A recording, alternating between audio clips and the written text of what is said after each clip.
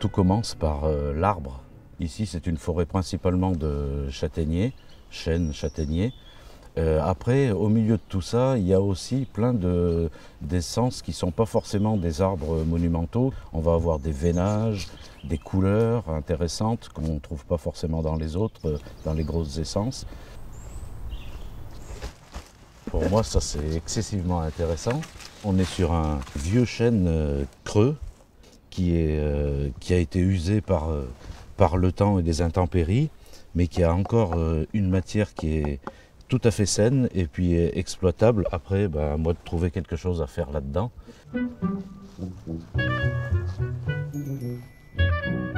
Simplement en se promenant en forêt, voilà, on va trouver des morceaux qui ont même des altérations, des défauts. Ce qui va être jeté par les autres m'intéresse à moi personnellement.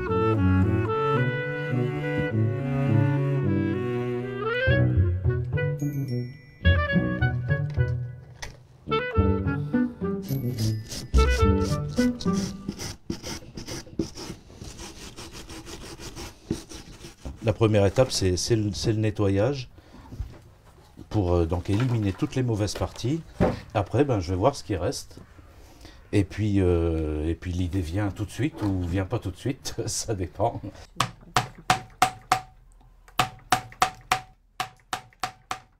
Ce qui m'influence, c'est le bois lui-même, c'est-à-dire c'est les formes que peut avoir un morceau de bois et puis ses couleurs, et puis ses textures aussi, ses veinages qui peuvent être très très différents.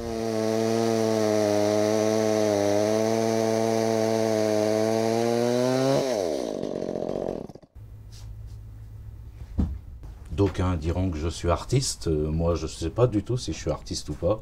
Je fais selon mon instinct, mais au départ je suis artisan.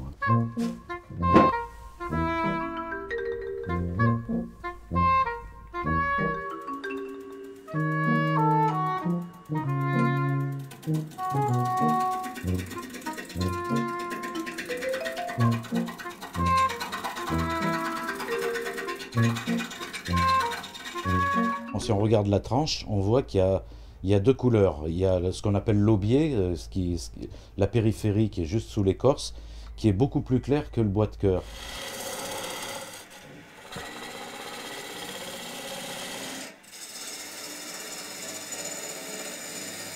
Je défends l'utilisation d'outils simples.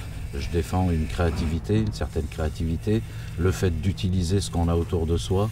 C'est un choix de vie, en quelque sorte, voilà, qui allie le travail du bois à une certaine manière de vivre, une certaine philosophie peut-être.